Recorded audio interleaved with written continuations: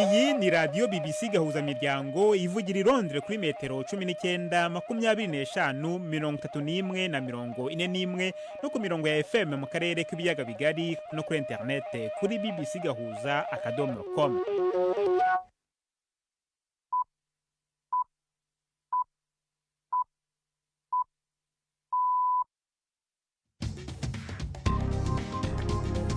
Ubu ni saa 10 n'igice ku isaha mpuzamahanga ya GMT, ni saa 12 n'igice ku isaha yo mu Rwanda no mu Burundi. Muri studio muri kumwe na Jacques Niyitegeka. Izi ni ingingo z'ingenzi zigize aya makuru. Umushumba wa Kiliziya Gatolika Papa Francisco yatabarutse. Umva bimwe mu by'abantu bazamwibukiraho cyane. Ni urukundo rukomeye n'impuhwe, ibyo byamurangaga. Yari umushumba w'impuhwe, wababazwaga cyane n'abakene n'imbabare n'abari mu kaga, bari mu ntambara. Uwo ni Cardinal Antoine Kambanda ukuriye Kiliziya Gatolika mu Rwanda. Muramwumva ku buryo burambuye muri aya makuru. Turanumva uko abanyagihugu mu Rwanda no mu Burundi bakiriye inkuru y'urupfu rwa Papa Francisco. Tubafite n'ikiganiro cy'urubuga rw'imikino. Muri mwese ikaze muri aya makuru yo kuri wa mbere, turi ku itariki ya 21 z'ukwezi kwa kane.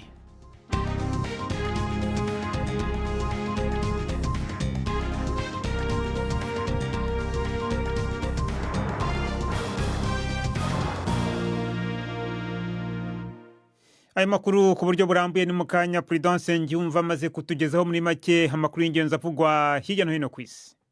Isengesho rya mbere mu ruhame ryo gusabira Papa Francis watabarutse mu masaha ya mu gitondo kuri uyu wa mbere rirakorerwa mu rusisiro rwitiriwe Mutagatifu Petero saa 1:30 ku isaha i Vatican.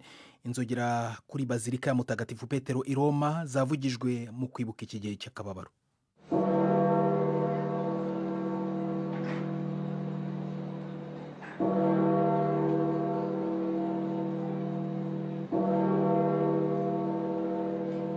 Abantu benshi batangiye guteranirayo bitegura rozari iza kuvugwa na Kardinali mukuru i Vatican Maurizio Gambetti.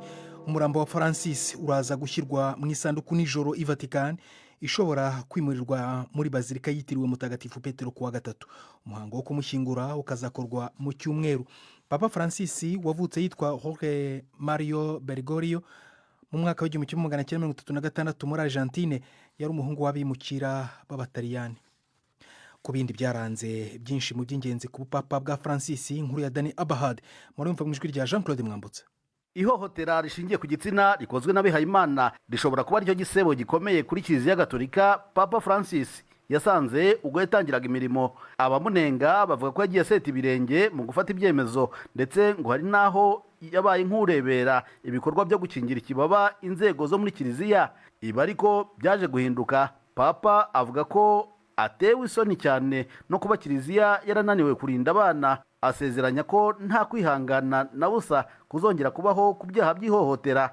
Ku bijyanye n'ibidukikije, Papa ntiyariye umunwa, nta nubwo byatunguranye, kuko yiyise Francis wa Assisi, ufatwa nk'umukurambere w'urusobe rw'ibinyabuzima. Ku kibazo cy'uburenganzira bw'abaguzi ndetse n'ubwisanzure mu bukungu butagira impuhwe, Papa yavuze ko hakenewe byihuta kugabanya izamuka ry'ubushyuhe riturutse ku bikorwa by'abantu. Yamagana ingaruka bugira ku batuye isi muri rusange, ariko by'umwihariko aba bakene. Papa Francis mbere yo gupfa yari yarahisemo kutazashyingurwa mu mva igenewe abapapa i Vatican nk'uko byagenze ku bamubanjirije. We yasabye gushyingurwa muri bazilika ya Santa Maria Maggiore mu gace ka Roma, aho benshi mu bimukira bahinduye inturo. Yananze kandi umuhango w'amasanduku atatu aterekwa imwe hejuru y'indi, ahubwo ahitamo gushyingurwa mu isanduku yoroheje kandi ikozwe mu biti. Inama ishinzwe gutora uzamusimbura ntizatangira mbere y'iminsi 15. Abakardinali 135 nibo bazatora. Visi Perezida wa Leta Zunze Ubumwe za Amerika J.D. Vance ari kubonana na Minisitiri w'Intebe w'Ubuhinde Narendra Modi i New Delhi mu biganiro bigamije kwagura imikoranire mu bucuruzi. Ubuhinde burizera kugera ku masezerano azabukuriraho amahoro aremereye bwashyiriweho na Leta Zunze Ubumwe za Amerika. Amerika ibona Ubuhinde nk'igihugu cy'ingenzi mu gukumira ijambo ry'Ubushinwa mu karere ka Indo na Pasifika. Bwana Vance ari kumwe n'umugore we Usha ufite inkomoko mu Buhinde n'abana babo muri uru rugendo rw'iminsi 4. Aya ni amakuru ya BBC. Abaganga muri Sudani baravuga ko umubare w'abantu biciwe mu karere k'uburengerazuba bwa Darfur wazamutse ukarenga 600 mu minsi itageze ku 10. Niwo mubare munini w'abasivile bishwe badafite intwaro kuva intambara yatangira mu myaka 2 ishize.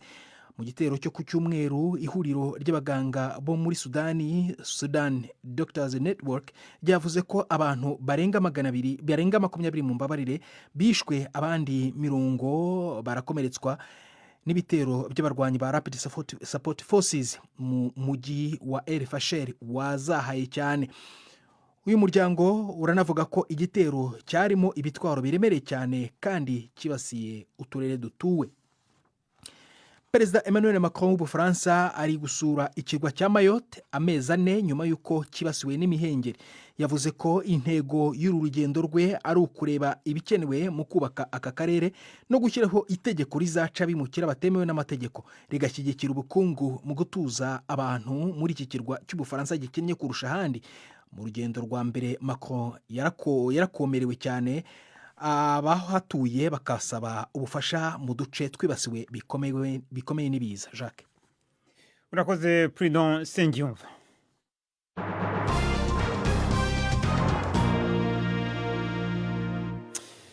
Amakuru ku buryo burambuye aribanda kuri iyo nkuru y'urupfu rwa Papa Francisco watabarutse mu gitondo cy'uyu munsi. Urupfu rwe ruje inyuma y'amasaha tagera kuri 28 yeretse imbaga y'abantu benshi mu rubuga rwitiriwe Mutagatifu Petero i Vatikani ejo kuri Pasika, nyuma y'igihe kirekire yaramaze arwaye. Niwe mupapa wa mbere waturutse ku mugabane wa Amerika y'Epfo. Yari ku ntebe y'ubupapa kuva muri 2013. Ibindi birambuye ku buzima bwe biri muri iyo nkuru tugezwaho na Yvette Kabatesi. Akivuka, Papa Francis yiswe Mario Bergoglio, avukira Buenos Aires muri Argentine mu 1936. Yari imfura mu muryango w'abana 5. Ababyeyi be bari barahunze igihugu cyabo cy'Ubutaliyani kubera ubutegetsi bw'igitugu bitaga fascisme bwariho icyo gihe. Yakundaga imbyino z'injyana ya tango ndetse aba umufana ukomeye w'ikipe y'umupira w'amaguru w'iwabo San Lorenzo. Yigeze kurwara umusongo ukomeye, agira amahirwe yo gukira abazwi, bamukuyemo igice cyo kugihaha kimwe, ariko nyuma byatumye akunda kurwara za infection ubuzima bwe bwose. Nk'umuntu ukuze yanarwaraga kandi ivi ry'iburyo, uburwayi yitaga ikimwaro cy'umubiri. Akiri muto, Bergoglio yakoze mu nzu y'akabyiniro ashinzwe amasuku mbere yo kubona impamyabushobozi mu by'ubutabire cyangwa se chemistry. Yanakoze no mu ruganda rwo mu gihugu, akorana bya hafi na Esther Balestrino warwanije cyane ubutegetsi bwa gisirikare bw'igitugu bwa Argentine.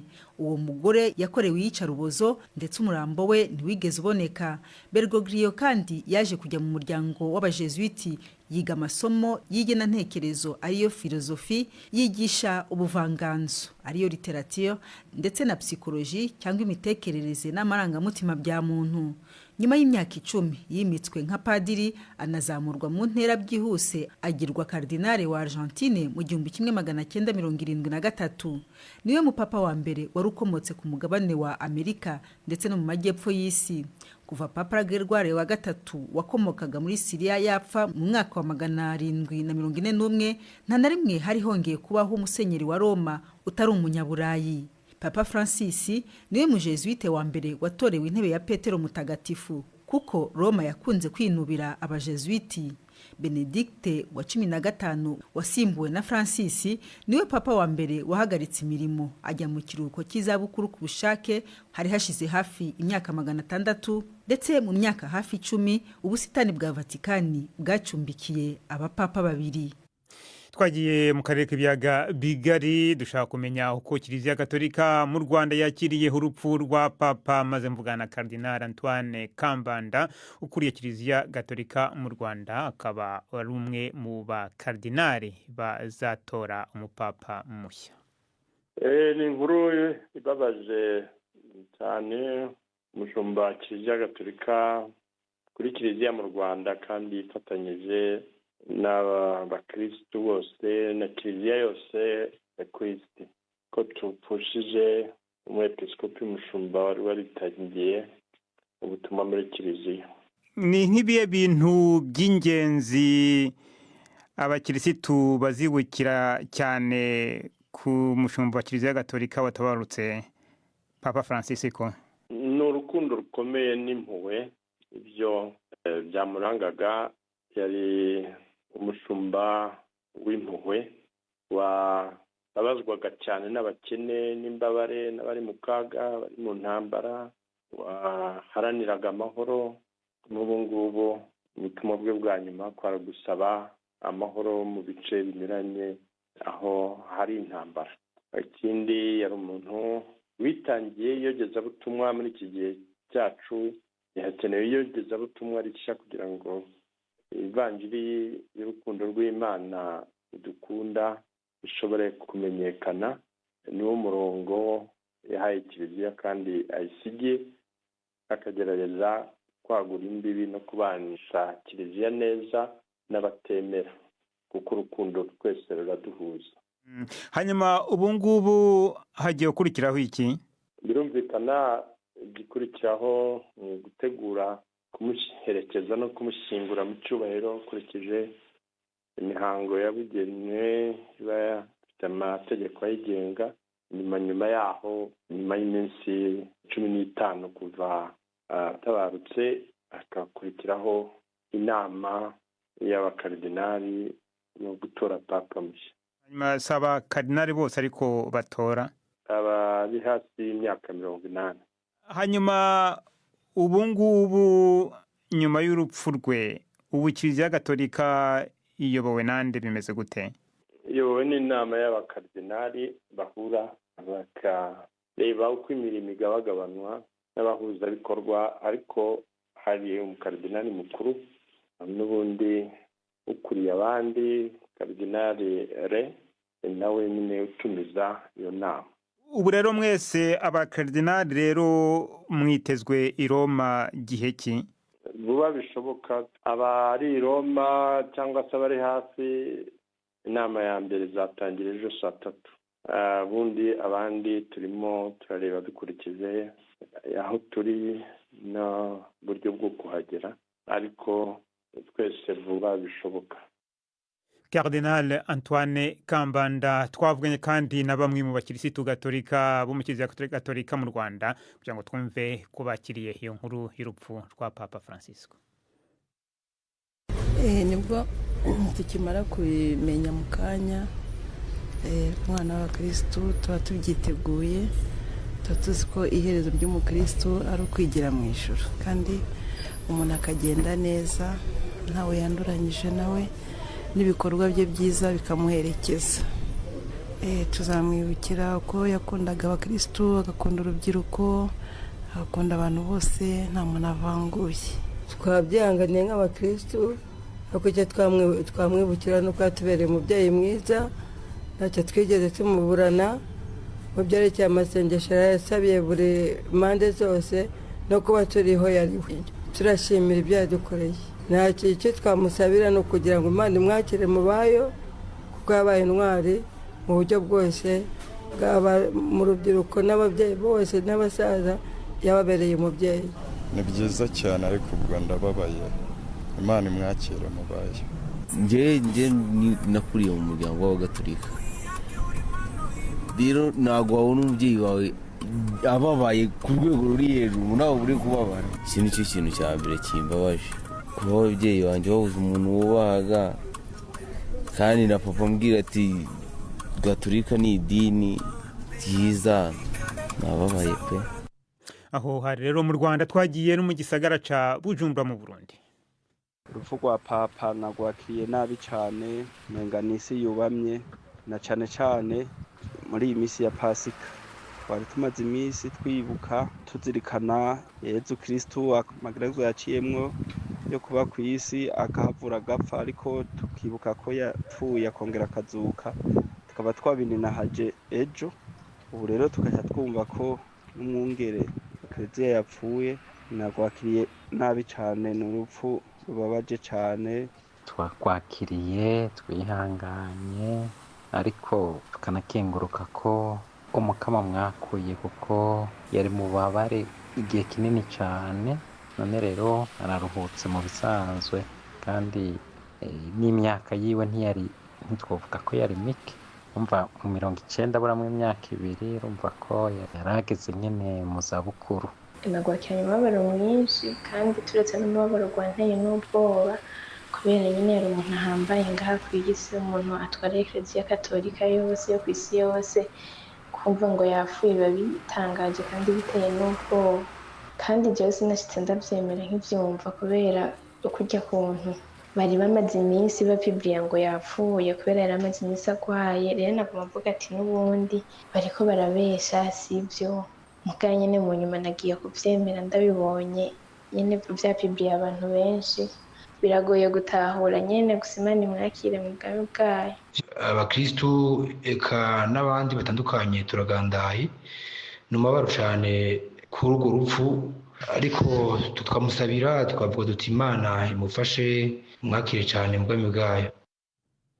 Mukomeje kumva BBC gahuza miryango, muradukurikira kandi kuri Kisoro FM mu majyepfo ya Uganda. Tugeze ku isaha ya saa 12:46 ku masaha yo mu Rwanda no mu Burundi.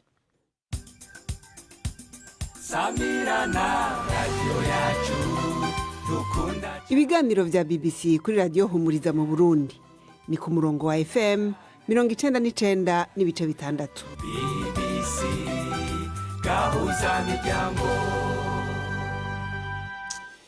Tukiri ku nkuru z'akababaro, dukomereze kuri iyi nkuru y'urupfu rw'umugabo watekereje ibendera ry'igihugu cy'u Rwanda ndetse n'ibirango by'ubutegetsi, akaba ari nabo bashushanyije inoti z'amafaranga igihugu gikoresha muri kino gihe. Uwo ni Alphonse Kirimo Benecyo, umunyabugeni w'imyaka 66 witabye Imana mu mpera z'iki cyumweru. Nubwo yakoze ibintu bihambaye, Kirimo Benecyo ntiyarakunze kugaragara cyane mu ruhame, ku buryo hari n'abamwumvaga ariko batari babona isura ye. Ni inkuru ya Jean-Claude Mwambutsa i Kigali. Inkuru y'urupfu rwa Alphonse Kirimo Benecyo yasakaye cyane mu mpera z'icyumweru binyuze ku mbuga nkoranyambaga. Uyu munyabugeni yapfuye ku myaka 66 nyuma y'uburwayi yaramaranye igihe. Ni umugabo utaruzwi cyane na benshi, ariko wakoze ibikorwa bikomeye ku rwego rw'igihugu. Niwe wari ufite icyubahiro cyo kuba ari watekereje ndetse anahanga isura y'ibendera ry'igihugu rikoreshwa ubu. Niwe wahanze imiterere y'inote y'amafaranga 5,000, 2,000, inote y'igihumbi n'iya 500, ndetse ni nawe washushanyije igiceri cy'amafaranga 100. Alphonse Kirimo Benecyo ni nawe wahanze byinshi mu birango by'ingabo z'igihugu muri iki gihe, ndetse akaba ari nawe washushanyije isura y'imidari y'ishimwe igihugu gitanga mu bihe bitandukanye. Nubwo yakoze ibi byinshi byari gutuma amenyekana cyane, Alphonse Kirimo Benecyo ntiyakundaga kwigaragaza mu ruhame, ndetse si na benshi bari bazi isura ye. Muri kimwe mu biganiro mbarwa yagiranye na kimwe mu binyamakuru bya hano mu gihugu, Kirimo Benecyo benshi bitaga Kirimo yavuze ko yishimira kuba yarahanze ibintu by'ingenzi mu buzima bw'igihugu. Yavugaga ko yinjiye mu bugeni by'amaburakindi kuko atashoboye gutsindira kujya mu mashuri yisumbuye yigisha ubundi bumenyi, kandi yari umuhanga, ngo yiyemeje kwerekeza mu ishuri ry'ubugeni rya Nyundo, ari naryo ryaje kugena icyerekezo cy'ubuzima bwe. Nyuma yo kurangiza ku Nyundo, Kirimo Benecyo yagiye gukaza ubwenge mu bugeni mu ishuri rikomeye ryo mu Burusiya, aho yarangije mu mwaka w'1988 akagaruka mu Rwanda. Yakoze mu icapiro ry'amashuri mbere yo kwinjira mu ishoramari ritagiye kure cyane y'ubugeni yaramazemo imyaka isaga 40. Uyu mugabo yatangiye ibikorwa bye mu gihe mudasobwa yari itaraduka mu Rwanda, byose abikoresha ikaramu ku rupapuro. Gusa yaje kuba mu ba mbere biyambaje ikoranabuhanga rigezweho mu bugeni, nyuma yaho ibikoresho by'ikoranabuhanga ndetse na interinete byadukiye mu gihugu. Umwe mu nshuti ze za hafi yabwiye BBC ko Kirimo Benecyo yari umuntu utuje cyane, uhorana ibiganiro bivanzemo urwenya, cyakora warindaga ubuzima bwe bwite cyane, ndetse ntakunde no kwigaragaza cyane mu ruhame. Ku mbuga nkoranyambaga abantu benshi bavuze ko igihugu kibuze umuntu w'ingenzi, cyakora utazibagirana, kuko asize ibimenyetso byinshi byo kwibukirwaho nk'ibendera ry'igihugu. Abarundi barenga 2,000 barahuriye Geneve mu Suisse mu isango ry'inkino n'imico kama bita Tournoi International de Burundi, riba buri mwaka rihuza abarundi baba ku mugabane wa Buraya na Amerika.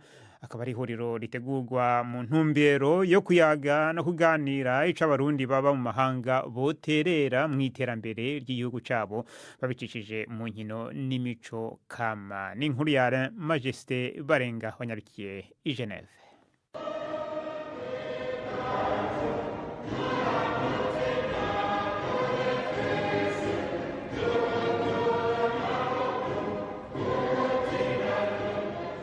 Urwo rurimbo rusamirana ni uruhayagiza igihugu cy'u Burundi. Abumva rusamirana bo kwibaza ko ari Burundi, ariko ni Geneve mu gihugu cy'u Suisse, aho ibihumbi by'abarundi bari bakoraniye kuri uno munsi wa gatandatu mu isango bita TBBI, Tournoi International de Burundi. Iryo risango riba buri mwaka, uno mwaka ryahuje ibihumbi by'abarundi bava mu bihugu birenga 8 bya Buraya na Canada. Nisango ry'inkino n'imico kama rihuza abo barundi baba mu bahanga kugira biginane bongere bayaga ibihanze igihugu cabo babicishije mu nkino n'imico kama. Ucinjira habera ivyo birori wakirwa n'abarundi sinzi bo mu runganwe rutandukanye, bamwe binonora imitsi, abandi bikora mu gahogo no mu mashi bashigikira imigwi iri kwirahiganwa mu rukino rwa basketball.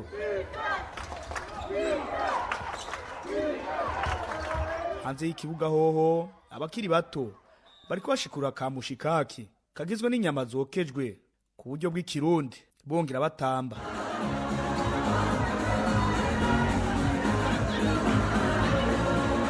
Ayo abariko begera haruguru abatariko bakurikira igino bari mu tugwi abenshi n'abahinga n'abaganga n'abahinga batandukanye mu bindi bisata bakorera i Buraya na Amerika bariko barayaga ico boterera iyo bava cacere mu ntara zabo. Nepomuscène Nkurunziza arenze imyaka 30 aba mu gisagara ca Louvain-la-Neuve mu gihugu c'Ububirigi. N'abarundi twatatanye dukeneye gufatana mu nda duhurire ku kintu. Aha anye naho turi mu mahanga, turi mu Burundi, murabona yuko nibendera risamirana ibinya n'akayo keza cyane ko kumenyekanisha igihugu cyatuvyaye. Twame tugikunda, tuzokora byose bikenewe kugira ngo abarundi subirane banywane bayaga rimwe. Atari umupira gusa birakenewe cyane kugira ngo ejo nejo bundi Uburundi bwogorore. Nayo Amani Ibaze n'umupfasoni yaje ava mu gihugu ca Canada mu gisagara ca Toronto yateguye umwanya muremure uru rugendo, avuga ko ari ikimenyetso ko abarundi babishatse bo kwitera iteka. Victoire ya mbere nuko twoba twashitse ngahaye twashoboye gutsinda umwanya, hari byinshi byo gukora urabizi. Bujumbura hari abavuye muri Canada, hari abavuye mu bihugu byose byo muri Europe, kandi dushaka kubandanya twubakire kuri cyane iwacu i Burundi. Iryo sango ry'abarundi ryatanguye ari higanwa risanzwe ry'umupira w'amaboko basketball ryatanguye mu 1996 mu Bubirigi ryitabirwa n'ibisagara byo mu Bubirigi. Ubu rikaba ryaratandukiye ibindi bisagara ko ryitabwa n'abarenga 2000 bava mu bihugu birenga 8 bya Buraya, hakiyongera ko n'igihugu ca Canada. I Geneve mu gihugu c'u Suisse, Alain Majesté Barenga. BBC gahuza miryango dukomereze mu makuru y'imikino uyu munsi mwateguriwe kandi mugezwaho na Yves Bucyana. Umugoroba mwiza abakunzi ba BBC, ay'imikino ndayahera mu Rwanda. Ikipe ya Rayon Sport yongeye kwisubiza umwanya wa mbere muri shampiyona. Kuwa gatandatu Rayon Sport yatsinze Muhazi United 2-0 mu gihe ejo ku cyumweru APR FC yirangayeho inganye na Etincelle 2-2. Nyamara yari izi neza ibyavuye mu mukino wa Rayon Sport. Ubu Rayon Sport ifite amanota 50 naho APR FC ikagira 49. Hagati aho kandi Rayon Sport yisubiyeho yemera gukina umukino wa kimwe cya kabiri na Mukura Victory Sport mu gikombe cy'amahoro. Uwo mukino uzasubirwamo ku munsi w'ejo hakinwa iminota yari isigaye mbere yo kuwuhagarika ku munota wa 27 kubera ikibazo cy'umuriro ku kibuga cya Huye. Mu Burundi naho shampiyona yarakomeje. Ikipe ya Aigle Noir yanze kurekura ejo ku cyumweru yatsinze Flambeau 2-1, nayo Bumamuru ku mwanya wa kabiri yashoboye gutsinda Dynamique 2-0. Aigle Noir irarusha Bumamuru amanota 7. Tujye muri Afrika. Ikipe ya Simba Sports Club yo muri Tanzania ejo yatsinze Stellenbosch yo muri Afrika y'Epfo igitego 1-0 mu mukino ubanza wa kimwe cya kabiri guhatanira igikombe cy'impuzamashyirahamwe y'umupira w'amaguru muri Afrika CAF. Muri icyo gikombe kandi ikipe ya Berkane yo muri Maroc yanyagiye CS Constantine yo mu gihugu cya Algeria ibitego 4-0 mu gikombe cyabaye ya mbere iwayo Champions League. Ikipe zo muri Afurika y'Epfo zakiriye izo mu Misiri. Muri iyo mikino ya kimwe cya kabiri Mamelodi Sundowns yanganyije na Al Ahly 0-0 ndetse Orlando Pirates nayo inganya na Pyramids 0-0. Imikino yo kwishyura izaba kuri uyu wa gatanu.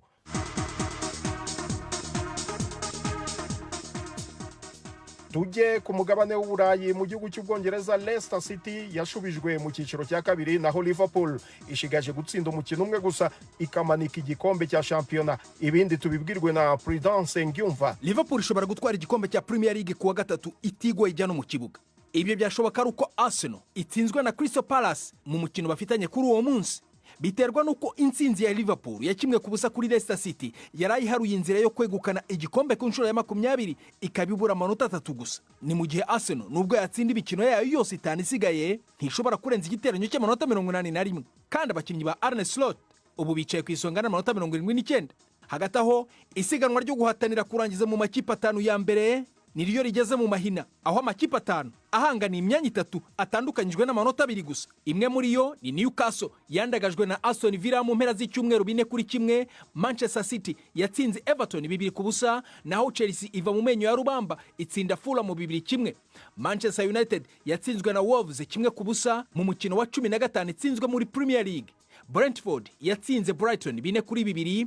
Arsenal irwana gusa no gushimangira umwanya wa kabiri ku rutonde yanyagiye Ipswich Town 4-0. Tottenham iraza gusoza umunsi wa 33 yakira Nottingham Forest mu mukino witezweho byinshi kubera ko gutsindwa kwa Forest birayigumisha munsi y'umurongo w'amakipe azabona tike yo gukina Champions League mu mwaka utaha w'imikino. Spurs irashaka kwirinda igisebo cyo gutsindwa umukino wa 18 muri Premier League. Urakoze cyane Prudence. Ni mu gihe mu gihugu cya Espagne ikipe ya Real Madrid yaraye itsinze Athletic Bilbao igitego 1-0 cyabonetse byagoranye, bituma Real Madrid ikomeza kotsa igitutu Barcelona nayo yatsinze bigo ikipe ya Celta Vigo ibitego 4-3. Barcelona irarusha Real amanota 4. Naho mu mukino wa tennis umunya Denmark Holger Rune ku munsi w'ejo yatsinze irushanwa rya tennis rya Barcelona Open atsinze umunya Espagne Carlos Alcaraz yamutsinze 7-2 ku manota 8-6-6-2. Ayo rero niyo y'imikino nabahitiyemo uyu munsi. Gendi Yves Bucyana. Imikino yo mu mihingo yose, ikiganiro cy'imikino kuri BBC South Miryango. Urakoze Yves Bucyana ndetse na Prudence Ngyumva kuri ayo makuru y'imikino mumaze kutugezaho, kandi nto mwumve icyo tubahishiye mu runana rw'ejo.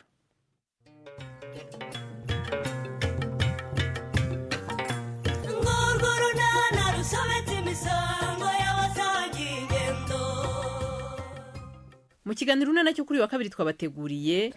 Ariko Sonori, ubundi nkaho wakubaza icyo utonganira uhavuga iki? Noneho ndi kwiyenza. Ntaho bitaniye no kwiyenza. Ntabwo numva ukuntu umuntu yifata rwose akigira nabi bigeze aho ngaho ngo nuko atakuwe. Mbese ubwo kunsaba ntacyo bikubwiye nishaka sinzongere kwirwa mbikubwira. Uko bitakimbwiye ariko ntabwo ari byo byihutirwa aka kanya.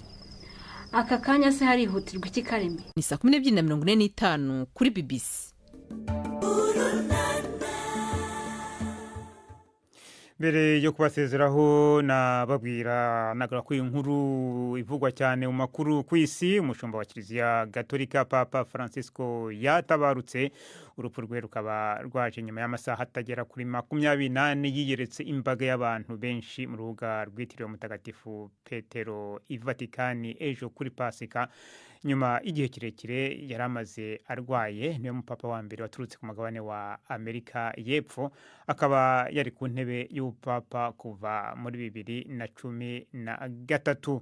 Isengesho rero rya mbere mu ruhame ryo gusabira Papa Francisco watabarutse uyu munsi mu masaha ya kare mu gitondo kuri wa mbere rirakorerwa mu rubuga rwitiriwe Mutagatifu Petero 1:30 ku isaha ya Vatikani. mu yandi makuru abaganga muri Sudani baravuga ko umubare w'abantu biciye mu karere k'uburengerazuba bwa Darfur wazamutse ukagera kuri 600 mu minsi itageze ku 10. Hano makuru yarahagarariwe na Marco niyo nkuru mwakoze cyane guhitamo BBC gahuza imiryango.